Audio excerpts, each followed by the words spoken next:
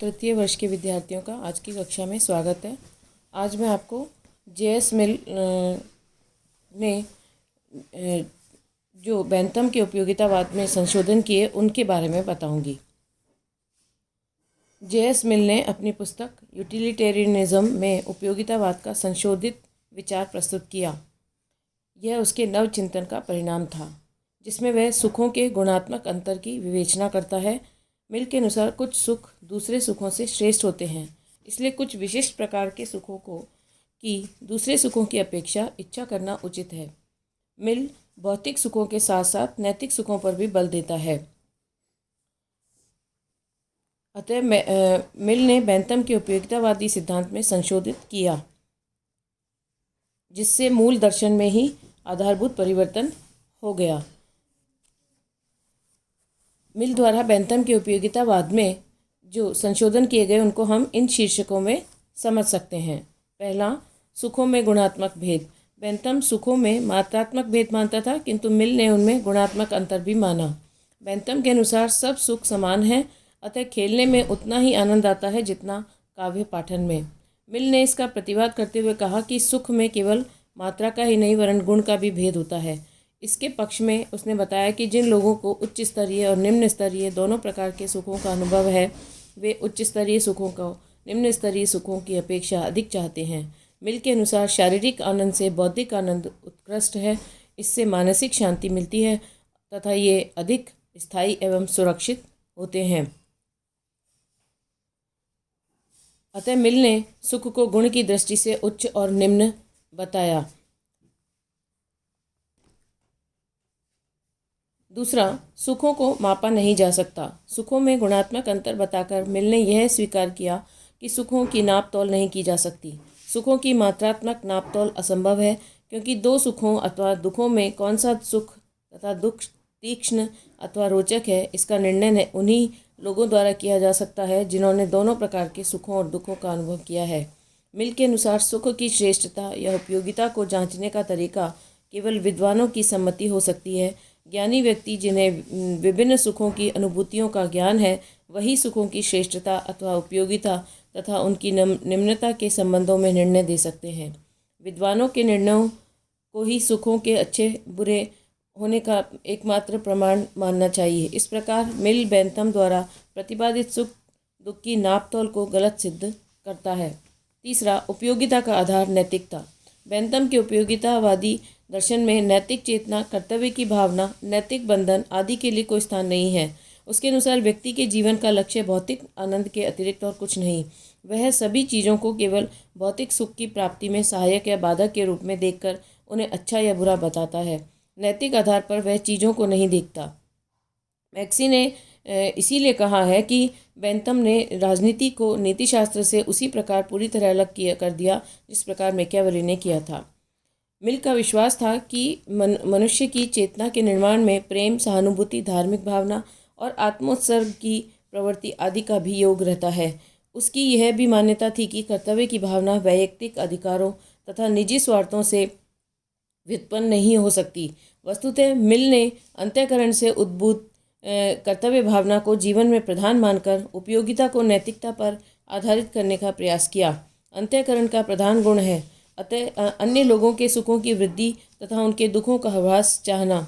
इस सिद्धांत द्वारा मिल ने बेंथमीय उपयोगितावाद को नैतिक स्वरूप प्रदान करने का प्रयास किया। मिल के हाथों उपयोगितावादी दर्शन पूर्णतः व्यक्तिगत आचार का दर्शन बन गया। मिल के शब्दों में नजारत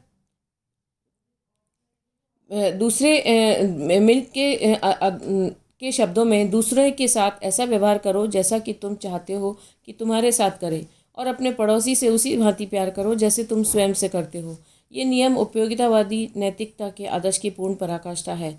इस प्रकार उपयोगितावाद के भौतिक एवं राजनीतिक पहलुओं से हटकर व्यक्तिगत सदाचार के क्षेत्र में प्रवेश कर गया।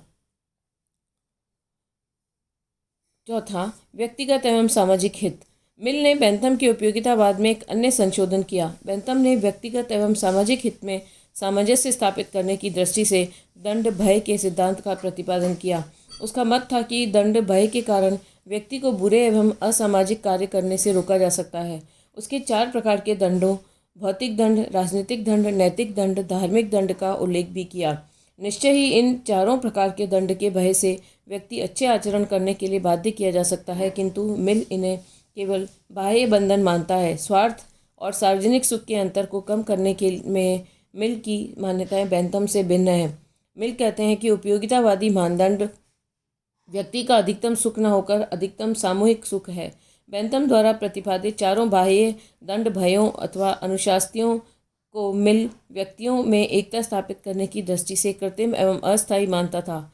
मिल का स्पष्ट मत था कि बाह्य तथा आंतरिक दोनों प्रकार की अनुशास्तियों द्वारा ही व्यक्ति को सार्वजनिक सुख की वृद्धि के लिए विवश किया जा सकता है। वास्तव में मिल आंतरिक दंड भय को जिसे उसने अंतःकरण नाम से संबोधित किया है अधिक स्वाभाविक एवं शक्तिशाली मानता था। उसके मतानुसार प्रत्येक व्यक्ति में मानव जाति के सुख की भावना रहती है, इसलिए उसे सार्वजनिक सुख के लिए उत्सुक होना चाहिए और उसे बढ़ाना चाहिए। उसका तर्क कि चूंकि अ का सुख कल्याणकारी, ब स आदि का भी सुख कल्याणकारी है, अतः इन सब सुखों का योग भी अवश्य ही कल्याणकारी होगा। इस प्रकार मिल ने व्यक्ति को श्रेष्ठ एवं नैतिक प्राणी बताकर उसे समाज के प्रति कर्तव्योन्मुख रहने के लिए प्रेरित करके स्वार्थ और सार्वजनिक सुख के अंतर को कम करने का प्रयास किया। 5वां, स्वतंत्रता संबंधी धारणा में अंतर। बेंथम के स्वतंत्रता संबंधी सिद्धांतों को भी मिल ने संशोधित किया। बेंथम ने के अनुसार स्वतंत्रता उपयोगिता सिद्धांत की अनुगामिनी होती है, अग्रगामिनी नहीं। उसने स्वतंत्रता को सुरक्षा से अधिक महत्वपूर्ण नहीं माना, परंतु मिल के अनुसार स्वतंत्रता का स्वयं अपना महत्व होता है और वह स्वयं अपने में एक साध्य है। उपयोगिता की प्राप्ति के लिए स्वतंत्रता साधन नहीं होती। 6, संपत्ति के अधिकार के संबंध में भिन्नता। यह विचित्र बात है कि बेंथम राज्य को कानूनी रूप से उच्च संस्था मानने तथा समाज कल्याण में राज्य के कार्यों एवं हस्तक्षेप का समर्थन करने के बाद भी व्यक्ति के संपत्ति के अधिकार को महत्व देता है तथा आर्थिक क्षेत्र में राज्य के हस्तक्षेप का समर्थन नहीं करता। इसके विपरीत मिल व्यक्ति की स्वतंत्रता का महान पोषक और राज्य के सीमित कार्यों का समर्थक होने के बाद भी संपत्ति के अधिकार को सीमित करना चाहता है तथा आर्थिक क्षेत्र में मजदूरों, बच्चों एवं स्त्रियों के कल्याण के लिए आवश्यक कानून संरक्षण एवं राज्य के हस्तक्षेप को आवश्यक मानता है।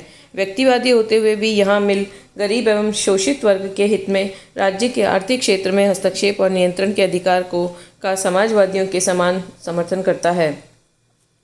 निष्कर्षतः मिल ने उपयोगितावाद की आधारशिला ही बदल दी तथा उसे नैतिक आवरण में रखकर नया रूप प्रदान किया। ऐसा करते समय यद्यपि वह बेंथमीय उपयोगितावाद से काफ़ी दूर हट गया, किंतु उपयोगिता को जो उसने नवीन रूप प्रदान किया वह काफ़ी आकर्षक एवं प्रभावशाली है।